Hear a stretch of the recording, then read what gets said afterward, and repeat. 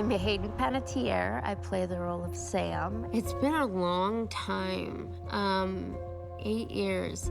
I remember her and her friends get to Blackwood. There are all sorts of creatures and things that go in the night. It's supposed to be a fun time, and this fun time turns into, like, the worst little vacay ever. Fuck! No! She has a driving force behind her. She has this gutsy nature. You definitely can see that she's a leader. She always fights back. She'll always lean towards the light, and she'll fight like heck. I think she's very intuitive and has good gut instincts, and she follows them.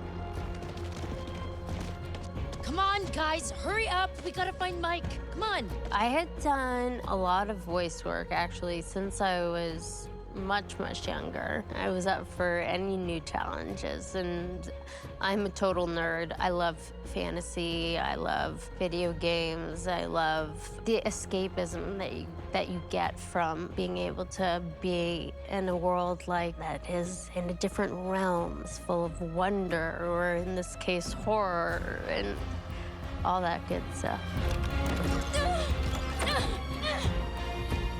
It's all about imagination. You're looking at a tennis ball on a C-stand. They're saying that's like a creature coming at you, or it's a ceiling fan, or it's a whatever. It's just about imagining as much as you can in your mind, visualizing how you would react if that were to happen in real life.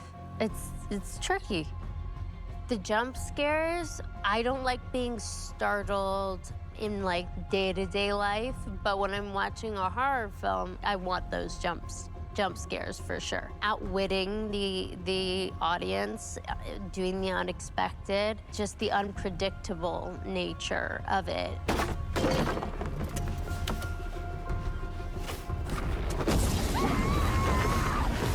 One of the things that just separates it from the rest, I think it's the interactive part of it. Allow the audience to make decisions, and based on those decisions, something entirely different would happen. Okay, this is gonna be okay. You can't let me die! Just give me a second, Ashley, I'll get you out of this. I won't let you die!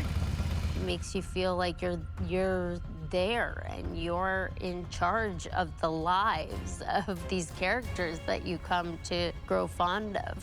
I've watched so many shows where they talk about the butterfly effect. If you really break it down, it's a real thing. It's a real thing. You change one thing. You pull one little thread from the blanket and it becomes a different pattern. Until Dawn has been around for years and years now, and I think people love it. And the fact that they, are going further with it says that there's a want for it.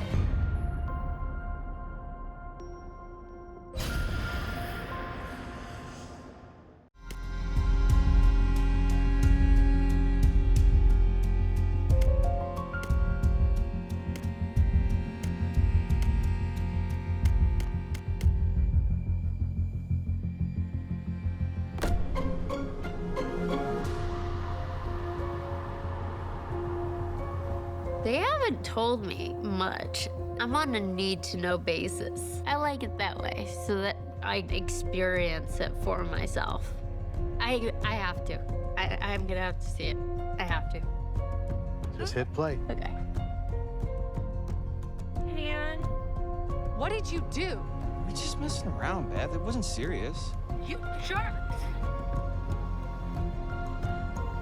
So, should we go after her? I kind of think you're the last person she wants to see right now, Mike. Oh my gosh, I love it. I love it. I love it. It's just so much more real. You see everything. You see everything.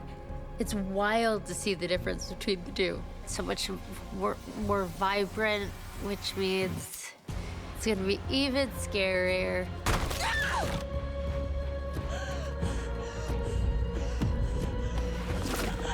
What is that?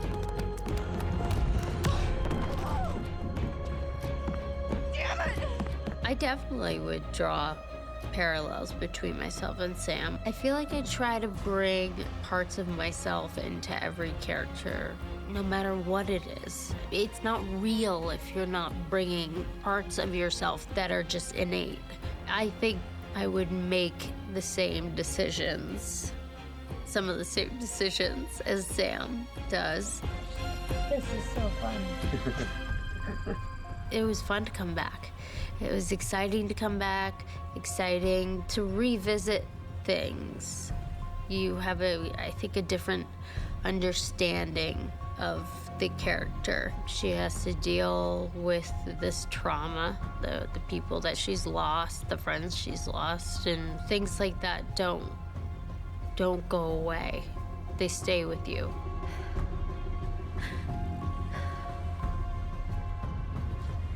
So she's made it through, but as we see, she's struggled, and she doesn't want to take out her inner struggles on her family. Sometimes she just gets frustrated with herself. Continuously you go back through it in your mind. What if I had done this differently? Would this person be alive? What if I had done that differently? Then I wouldn't be left here in hell on earth. The voice that calls her Sam. She obviously is linked to this place. You know, this scar shows up on her arm out of nowhere. You don't just find something like that on your arm and not go looking for the answer.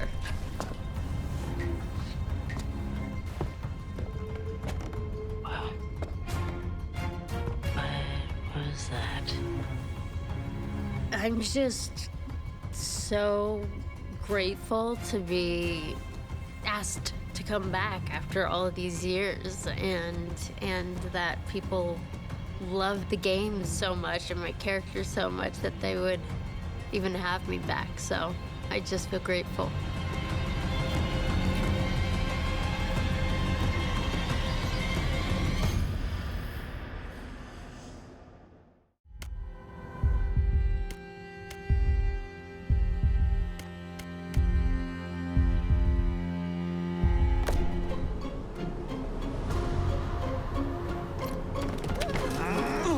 It was really exciting when we found out that we were going to be working on Until Dawn again, and it was a really exciting opportunity to revisit the music for the game. The original score by Jason Graves really brought the game to life, and we were keen to elevate and enhance on the foundations that he'd laid.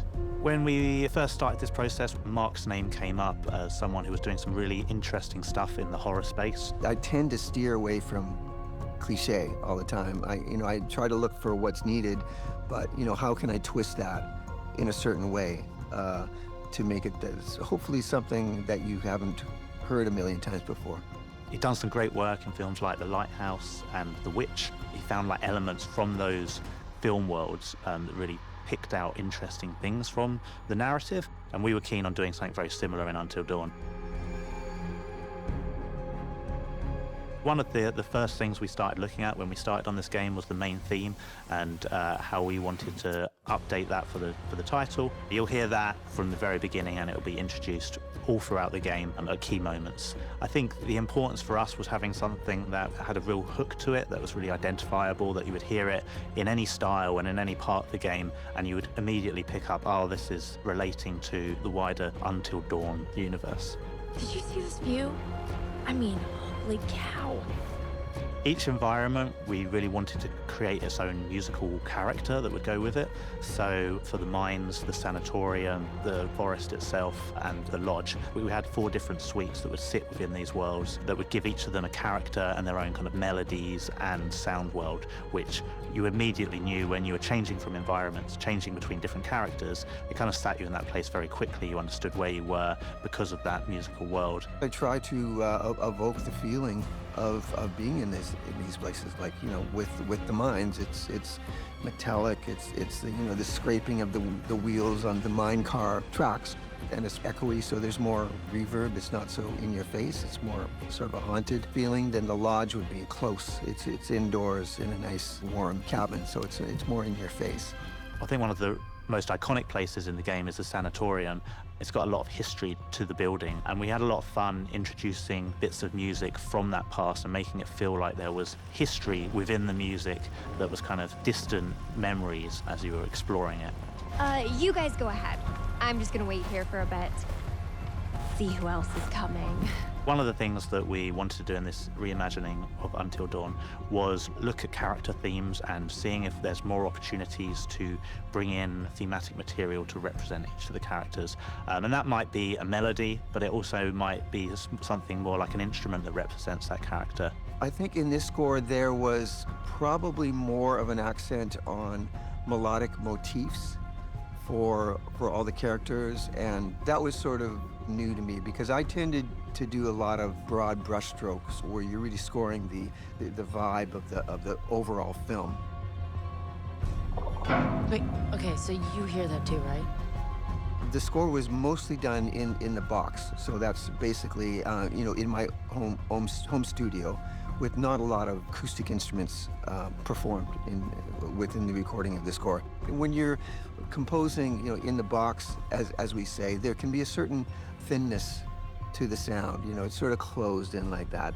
But as soon as you get more players involved, and, you know, recording in this beautiful studio, then the whole sound just sort of widens up and becomes larger than life. With a couple of the sessions we're doing here, we're kind of trying out some more experimental things. And our kind of goal here is to really find some interesting and unique sounds that can really characterize some of the places and sequences within the game. One of the cues even has all of the players blowing across their cellos and double basses, which creates this really eerie, windy sound. And yeah, a lot of those kind of creative effects really help create this kind of eerie, uncanny space, because you're taking the acoustic sound of the instruments, but then kind of manipulating it in a way that you're unfamiliar with, and kind of you get this uncanny valley feel to it. We've got a percussionist coming in who's basically bringing a truckload of interesting and fun sounds, including squeaky hinges and other bizarre contraptions that we're going to be playing around with to make kind of interesting and unique sounds. We set out to create something that was very different from the original and to help score the environment, score the characters, and create a little bit more of an overarching thematic experience for the game. And I think that we've achieved that. Both Joe and James were just a pleasure to work with. I mean, the team worked together just like the meshes in a gear. It's just been wonderful. It was amazing to be able to reimagine the score and go on this new journey with it. I'm really excited with how it's come out, and I hope the audience enjoy it as well. This was all very, very new to me, but very, very exciting. You know, you got to shake up your world now and then.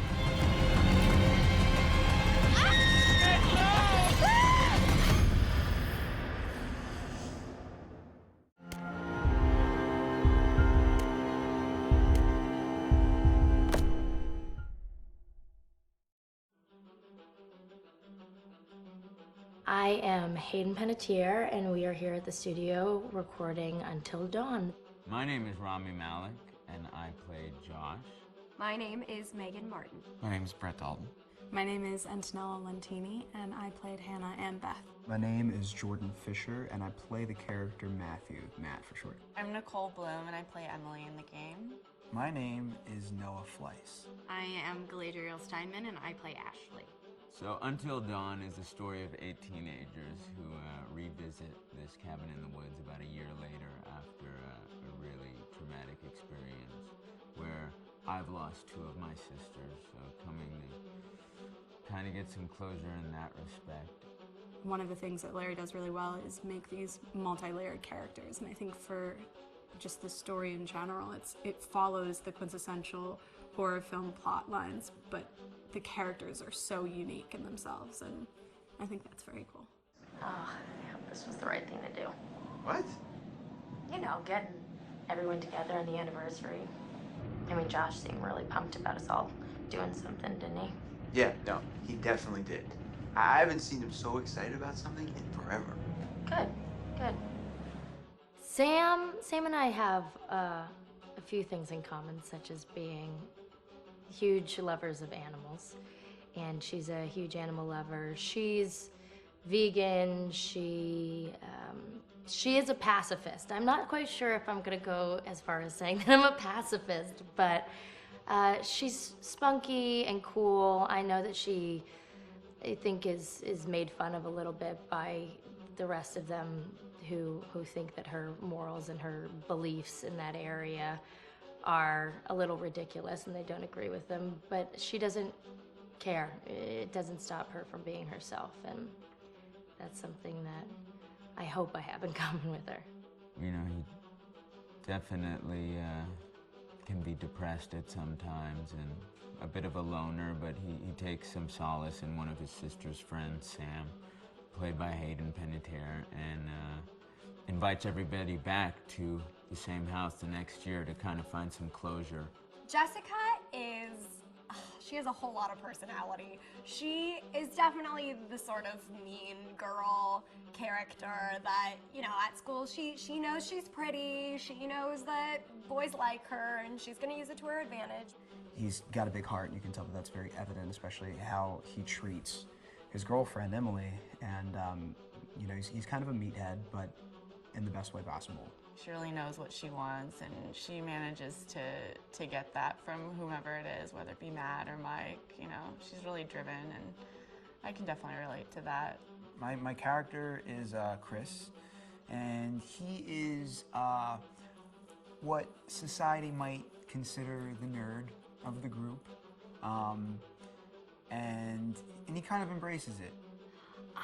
Ashley she's a little more serious than some of the other girls. She's definitely very intelligent and thoughtful. She kind of looks at the whole big picture of things. She's not quite as geeky as Chris, but they connect in a lot of ways. Mike is like big guy on campus. He's the class president who has some charm and has brain, and I don't know, people seem to like Mike. He gets away with a lot though.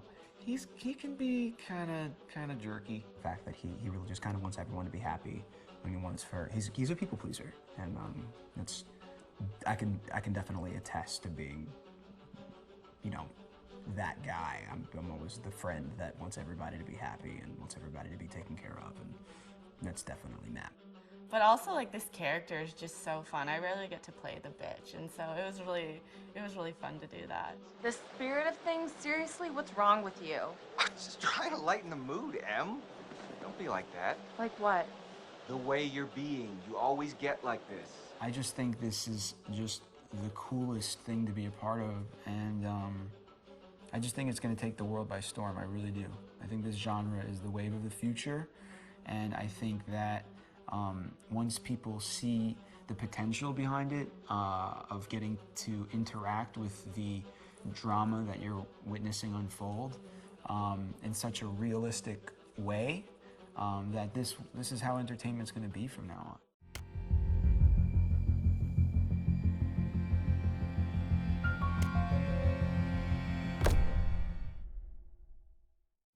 Hi, Larry. Hey, Graham. Hi, my name is Graham Resnick. I'm a filmmaker, writer, director, sound designer, and I started working with Larry Fessenden about 10, 15 years ago through my friend Ty West, who I grew up with, and have done a lot of sound design with on his films. And he was producing Ty's films at the time, and Ty introduced me to Larry. Larry produced my first feature, and we've written together on several projects. My name is Larry Fessenden. I'm a filmmaker. I run Glass Eye Pix, which is an independent production company out of New York. We make indie movies, a lot of scary movies as well. And I got a call to audition to write this video game. And I called my pal Graham Resnick because Graham's a gamer. And while I thought I could offer something to the idea of writing this multi-branching story, I knew that I would want Graham's expertise as a lover of gameplay, since I guess games were started. So and just as a lover. And as a lover, yes. Which is why there's so many sex jokes in the game. There was one Italian website that did say the Larry that's Fessenden and right. Graham Resnick, the two lovers behind Until Dawn. Come here. Maybe I know how to handle you too. I am definitely ready to be handled. So I wanted Graham by my side. Yeah, and we got the gig, and it's been an amazing ride. Oh, hell yeah. Oh my god, she's taking her shirt off. What? Oh my god. Matt, what are you doing here? Hannah. I'm sorry, Hannah. This all got Don't out of mind. hand, but... So in the game, the basic setup is that a year prior to the game's start, all these kids had gone up to a ski lodge that was owned by the parents of one of the kids, or a couple of the kids, and some of the teenagers played a prank on some of the other teenagers, and a terrible tragedy occurred when a few of them, two sisters, ran out into a blizzard, and were never seen from again.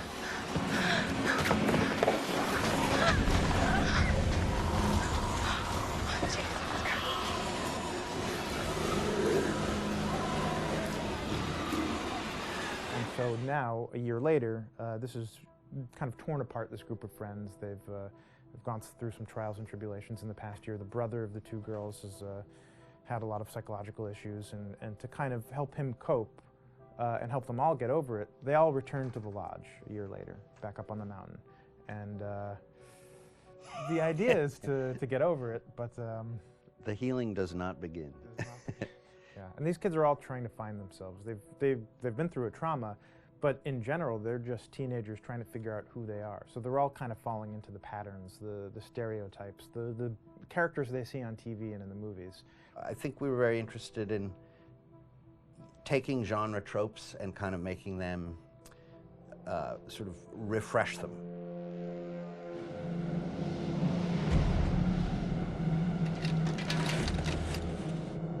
Hey, did you see that? Dad said it'd just be us this weekend. We're familiar with how slasher movies work.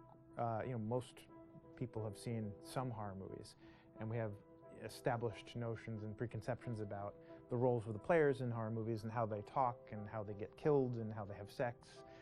And to bring you into the game that way and then subvert a lot of those expectations was kind of our goal. They're haunted by some incident that happened in their past, which I think you pretty much figure out that that's going to have a role in their interaction. Yeah, so I think what was fun was we take some sort of stock characters and we try to give them some shape, but at least at the beginning they're recognizable in the way of groups of friends. There's, you know, the jock and the bitchy girl and the rivalries between everyone. And oh my gosh. And really fun characters too. Like we just had so much fun living in the minds of these characters through writing the script. What do you think? Jesus! You know, it was fun. I think we were looking to get that kind of banter that you see both in movies, but also that you absolutely have with friends, and sort of those inside jokes. And of course, as writers and as friends ourselves, we sort of developed little tracks, and we try to give the characters that kind of vibe.